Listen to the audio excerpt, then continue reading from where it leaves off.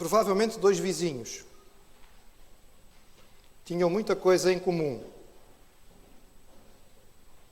Mas também tinham alguns sentimentos bem diferentes.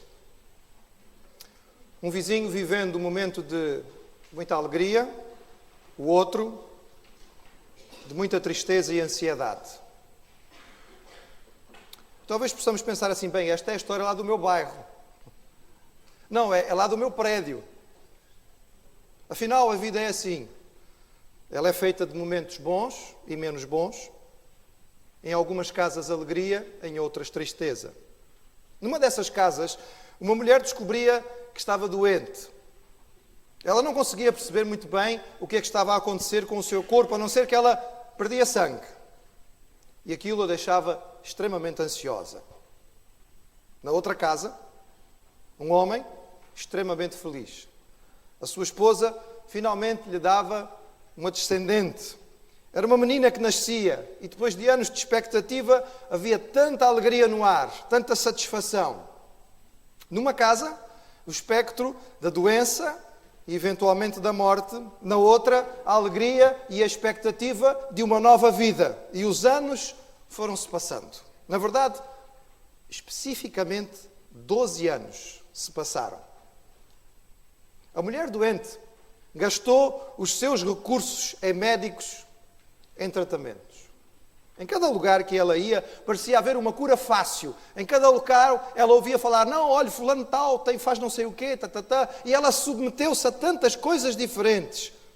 Cada vez que havia uma nova hipótese, a esperança enchia o seu coração, apenas para a deixar mais cansada, mais anémica e cada vez com menos dinheiro. Até que o dinheiro acabou. A família a deixou. Os vizinhos a olhavam de lado.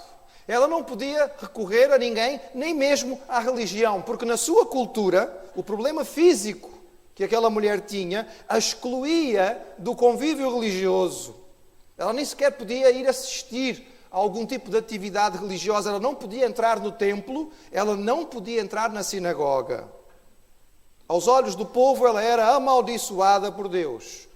Todos achavam que ela tinha algum pecado muito grave e que era por causa disto que ela estava a sofrer tanto nas mãos do Criador. Na outra casa, também passaram-se 12 anos. Aqueles 12 anos iniciais da vida de qualquer criança. Aquela menina amada continuava sendo filha única. E inicialmente ela trouxe toda aquela satisfação que nós temos com os nossos pequeninos. Primeiro começou a mexer-se mais, depois já começava a engatinhar, depois tentou os primeiros passos, depois começou a dizer as primeiras palavras e ela foi mostrando as suas habilidades, as suas capacidades. O pai, de família, era um homem mais culto do que o habitual, se dedicou a esta menina com todo o seu coração, ajudou-a a crescer, a ensinou aquilo que talvez nem fosse comum às meninas do tempo aprender e ela se tornou uma adolescente tão depressa. Até que um dia veio uma febre. Esta febre era muito alta. Esta febre prostrou aquela menina. A sua respiração foi ficando cada vez mais ofegante. Ela já não tinha força sequer para abrir os olhos. E o desespero começou a rondar estes pais. A vizinhança começou a se preparar para o pior. E é neste contexto de drama pessoal e familiar, tanto de um quanto de outro, na pequena cidade de Cafarnaum, na Galileia judaica, no primeiro século da nossa era, que nós vamos encontrar a passagem de Jesus. Nós encontramos esta história narrada nos Evangelhos e nós vamos ler a versão que nos é contada por Lucas, no capítulo 8. Lucas, capítulo 8, a partir do verso 40. Eu chamo a atenção dos nossos irmãos que auxiliem os nossos visitantes, para que eles também possam acompanhar esta leitura. Lucas, capítulo 8, a partir do verso 40.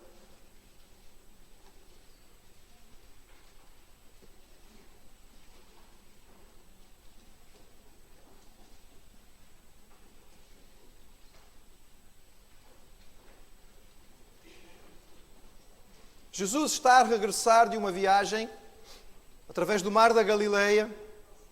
uma viagem para uma outra região do mar, onde habitavam povos de origem grega. E Jesus regressa à zona judaica do Mar da Galileia, à sua costa oriental, e ele desembarca em Cafarnaum, que era, digamos, a sede da sua atuação, o seu quartel-general na Galileia. E nós lemos o seguinte, Lucas 8, a partir do verso 40. Aconteceu que quando voltou Jesus, a multidão o recebeu, porque todos estavam esperando. E eis que chegou um varão, de nome Jairo, que era príncipe da sinagoga, e prostrando-se aos pés de Jesus, rogava-lhe que entrasse em sua casa, porque tinha uma filha única, quase de 12 anos, que estava à morte. E indo ele, apertava-o a multidão.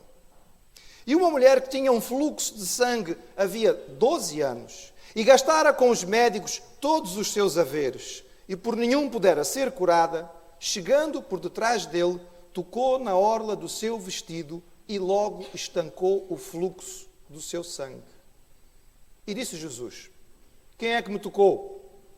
E negando todos, disse Pedro e os que estavam com ele: Mestre, a multidão te aperta, te oprime, e tu perguntas quem é que te tocou? E disse Jesus: alguém me tocou, porque bem conheci que de mim saiu virtude.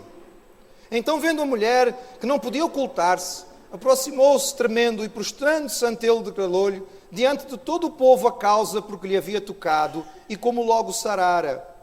E ele lhe disse: tem bom ânimo, filha, a tua fé te salvou, vai em paz. Estando ele ainda falando, chegou um dos do príncipe da sinagoga dizendo: a tua filha já está morta, não incomodes mais o mestre. Jesus, porém, ouvindo, respondeu-lhe dizendo: não temas, crê somente, e ela será salva. E entrando em casa, a ninguém deixou entrar, senão a Pedro, a Tiago, a João, e ao pai e à mãe da menina. E todos choravam e a pranteavam. E ele disse: não choreis, não está morta, mas dorme. E riam-se dele, sabendo que estava morta. Mas ele, pegando-lhe na mão, clamou, dizendo: levanta-te, menina. E o seu espírito voltou. E ela logo se levantou. E Jesus mandou que lhe dessem de comer. E os seus pais ficaram maravilhados. E ele lhes mandou que a ninguém dissessem o que havia sucedido. Duas situações distintas, unidas agora por duas coisas: a dor e a esperança em Jesus. A situação era, na verdade, diferente. A mulher tinha se tornado uma mulher pobre. Nós não sabemos quantos recursos ela possuía, mas ficamos com a ideia pela história de que ela teria uma vida confortável, porque naquele tempo os médicos eram muito caros e, no entretanto, diz o texto que ela gastou muito do que tinha, ou quase tudo o que tinha, em vários médicos e em vários tratamentos. Ou seja, ela tinha condições, mas agora era uma mulher pobre, amaldiçoada pelo povo, sem vida social. Ela já não tem mais condições próprias, os seus meios se esgotaram, ela não tem mais recursos. Do outro lado, nós temos um homem provavelmente rico, diz o texto que ele era um príncipe entre o povo, era chefe da sinagoga. Isto o colocava no ponto mais alto da hierarquia religiosa do seu tempo, para alguém que não era levita, não pertencia à tribo especial que tratava das coisas religiosas. Este homem tinha uma vida social muito ativa, toda a gente sabia quem ele era um homem importante na comunidade, as pessoas recorriam a ele, a sua casa estava sempre cheia de amigos. Mas agora ambos sofrem uma dor aguda, uma dor interior, física e psicológica. E ambos ouvem a respeito de Jesus. Ambos têm a informação de que este mestre diferente, este professor de Nazaré, ele não é igual aos outros. Ele não é um mestre de nariz empinado que faz diferença das pessoas, mas ele se preocupa com os aflitos. Ele realmente está interessado nas pessoas. Ele poderia ser a solução para os seus dramas. Mas Jesus não está. Mas assim que a informação chega aos seus ouvidos de que Jesus voltou à cidade, eles o procuram. Tanto Jairo, o príncipe da sinagoga, como a mulher anónima com o fluxo de sangue. Quando Jesus chega, é difícil entrar na cidade. A sua fama tinha-se espalhado. Nós estamos num momento que talvez possamos considerar muito próximo do ponto mais alto do ministério de Jesus aqui na terra. As multidões o procuravam. Ele era um homem que ensinava como ninguém. Contava histórias que deixavam todos deslumbrados. O seu ensino parece que entrava fundo nos corações, mas mais do que isto. Era um homem do povo. E era um homem para o povo. Era um homem que curava as doenças. Era um homem que libertava os cativos. Era um homem que multiplicava o pão e o peixe. Os milagres atraíam multidões desejosas de também, de alguma forma, usufruir de tudo o que Jesus tinha para dar. E mal Jesus chega à cidade, ele se vê cercado por uma multidão. É curioso, quando lemos este texto no seu original. No versículo 42 diz que a multidão o apertava. A palavra grega usada aqui, porque o Novo Testamento foi escrito em grego e Lucas era um médico grego que escreveu a respeito da vida de Jesus, tendo conversado com as testemunhas oculares, ele usou a palavra para afogar. Literalmente, Jesus estava a ser afogado pela multidão. De tal maneira as pessoas se aproximavam e insistiam e toda a gente tinha alguma coisa que Jesus estava como que a mergulhar no meio daquela gente toda. Todos o querem ver. Todos querem falar com ele, todos querem receber. Será que ele tem tempo para tantos pedidos? Sufocado por todas estas pessoas que querem tirar alguma coisa de Jesus, será que ele tem condições e disposição para atender a pedidos pessoais?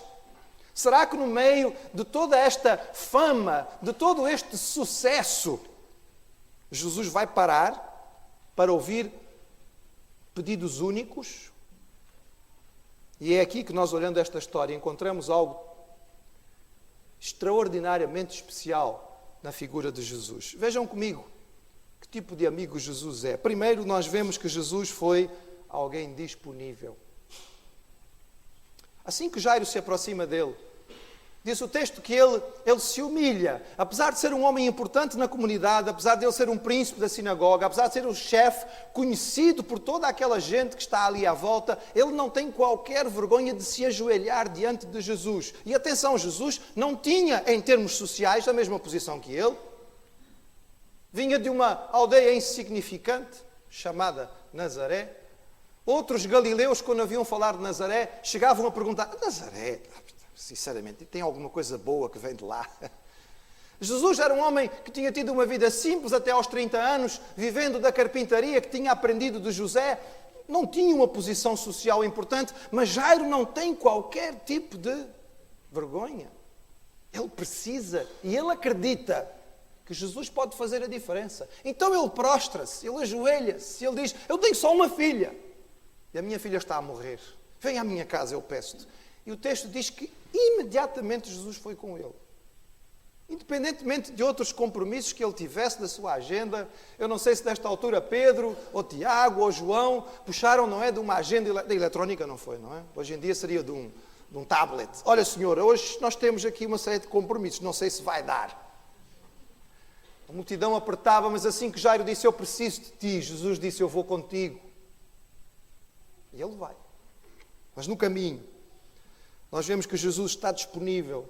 Apesar de estar cheio de trabalho, apesar de não ter tempo, ele vai. Jesus poderia ter dito: Jairo, é assim, hoje está complicado, eu acabei de chegar, estás a ver a multidão?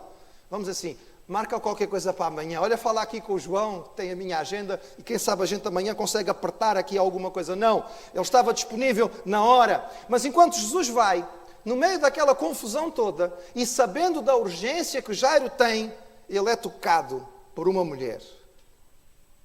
É muito curioso este momento, irmãos, porque aqui diz que havia uma multidão que apertava Jesus e provavelmente ele está ali no meio sendo empurrado por várias pessoas.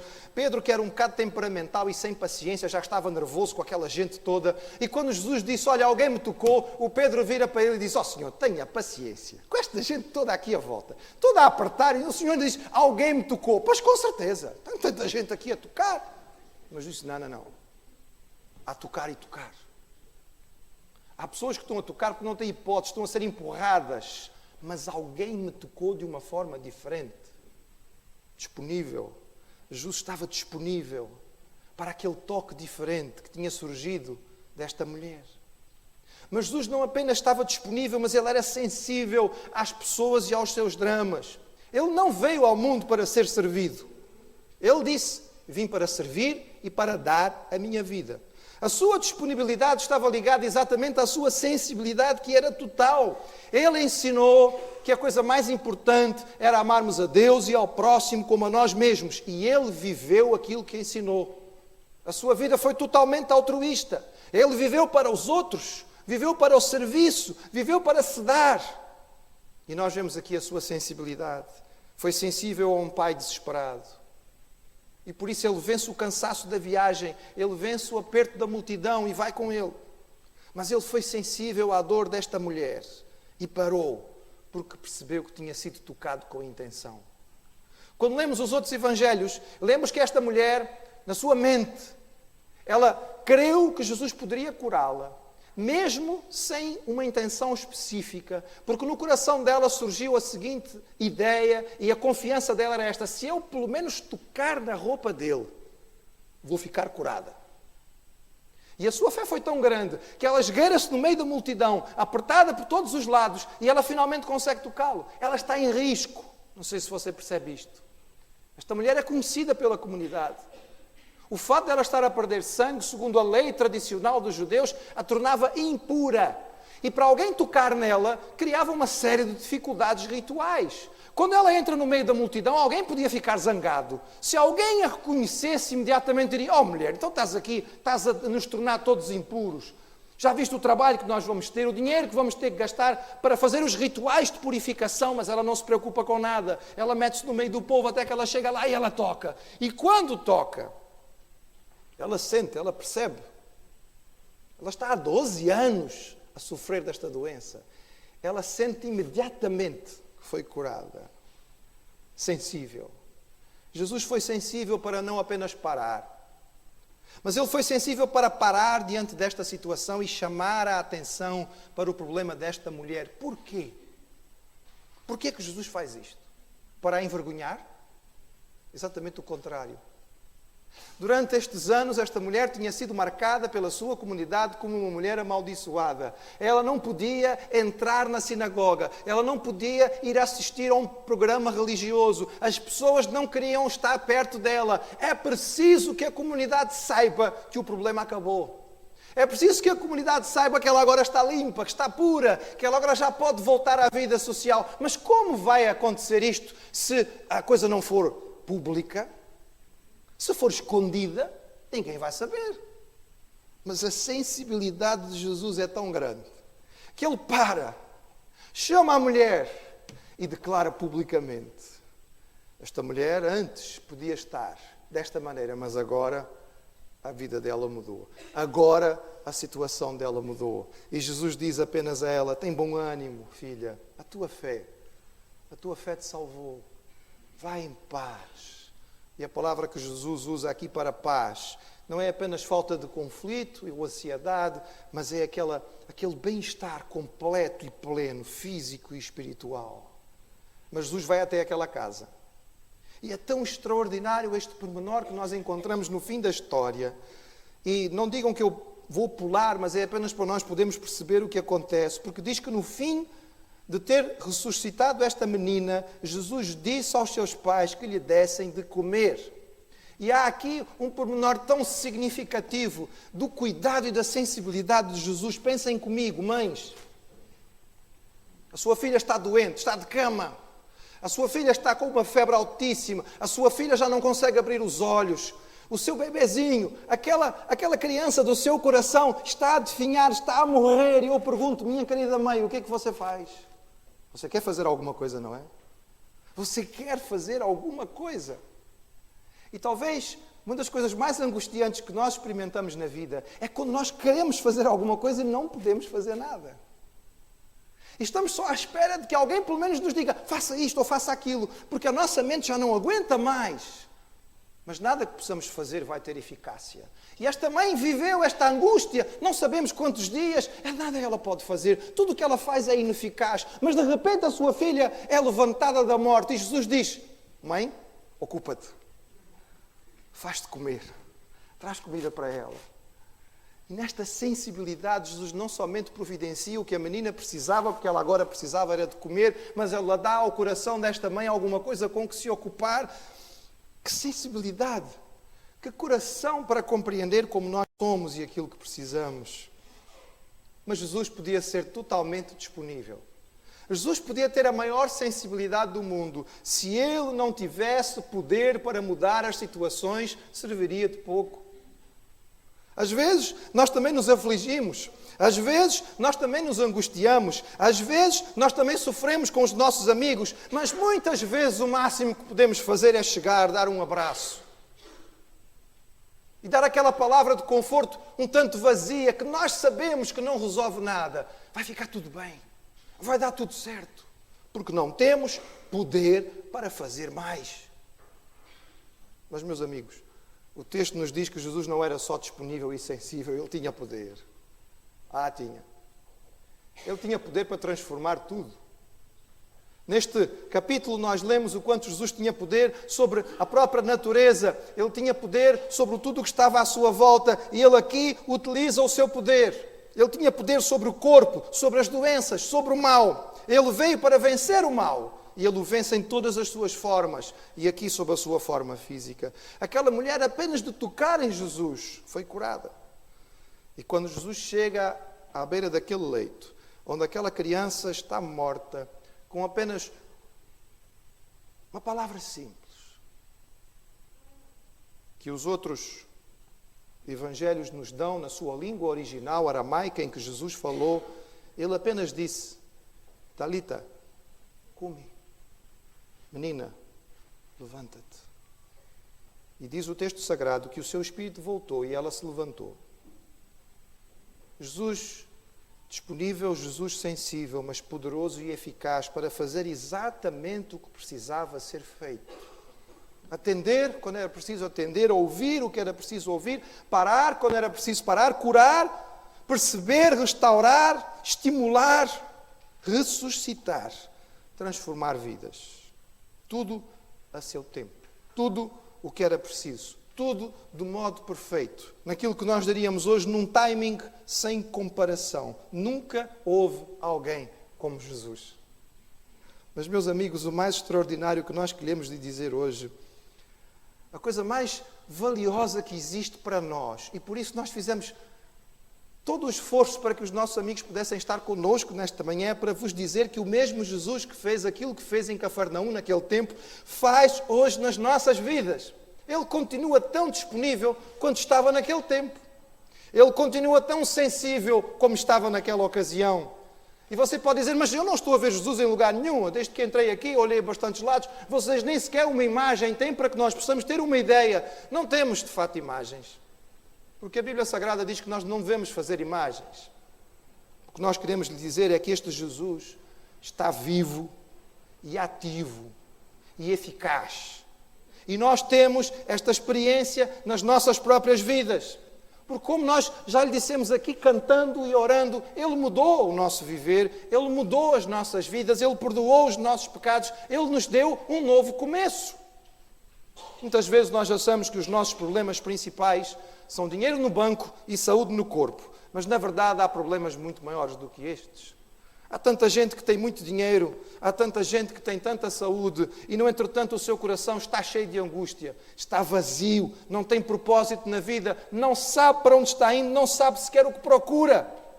Por vezes encontra momentos de felicidade, aquela felicidade fugaz, passageira, numa festa, num momento, numa ocasião, mas logo está outra vez vazio. Mas nós não fomos criados para isto. Nós não estamos aqui, nesta vida, para ter apenas alguns momentos de satisfação e andarmos a correr atrás de coisas que possam nos trazer prazer passageiro. Nós fomos feitos e estamos aqui com um propósito principal, de ter uma vida cheia de significado, cheia de sentido, com razão de ser, com propósito, para viver junto com o Deus que é o nosso Criador. Mas o nosso principal problema é que a nossa rebeldia pessoal, o nosso pecado nos separou dele. Nós quisemos ser livres. E Ele nos fez livres e nos deu essa possibilidade. E nós queremos ser independentes. E no nosso grito de independência não percebemos que na luta para ser livres nós nos tornamos escravos. Escravos da nossa própria vontade, muitas vezes não sabemos para onde vai. Escravos da opinião dos outros, o que é que vão dizer, o que é que vão pensar. Escravos dos valores que a sociedade em que nós vivemos hoje, corrompida, nos diz que são os melhores. Escravos de relacionamentos tantas vezes mal equilibrados. Escravos, muitas vezes, apenas dos nossos sentidos, em busca constante pelo prazer físico, que dura segundos. Mas isso não satisfaz. E nós continuamos tentando. Mas essa rebeldia nos leva à separação do nosso Criador. E não havia nenhuma maneira de resolver esta situação, se mesmo Deus não a resolvesse para nós.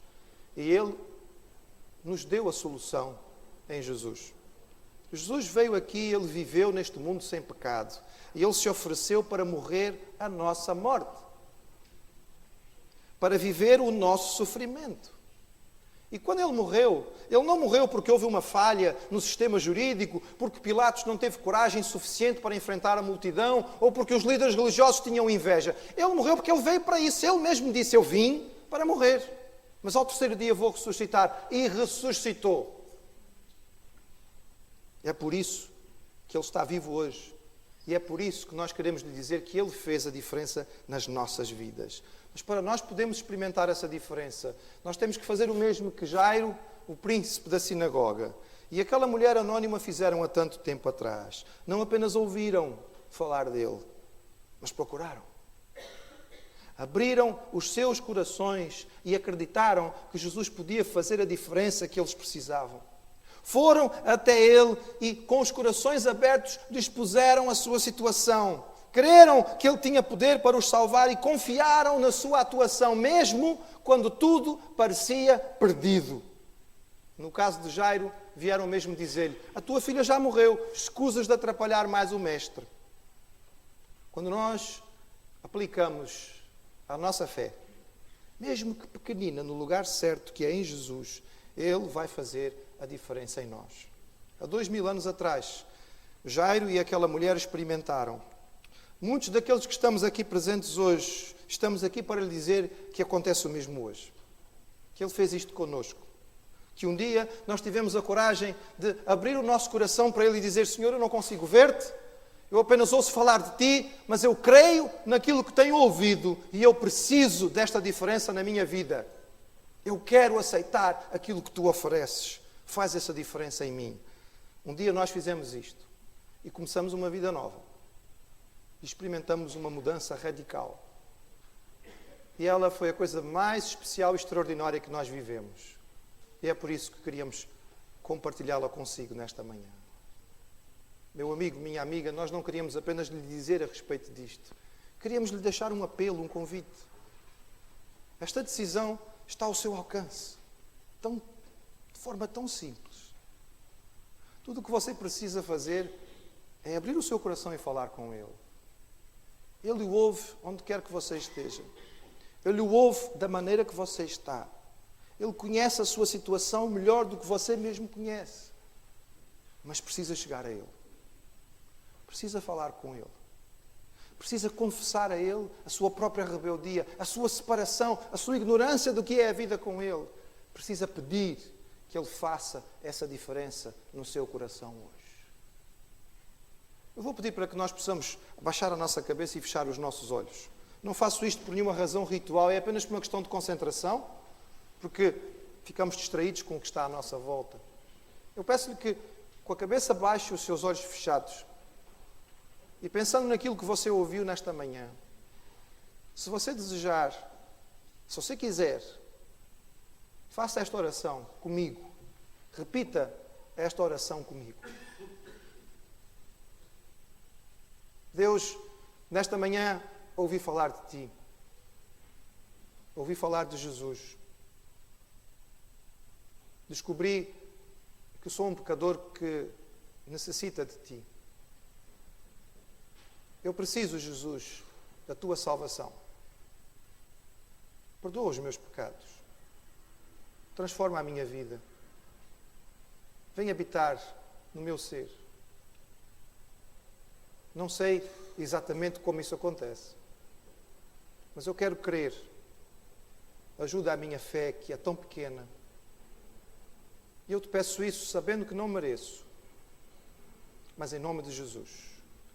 Amém.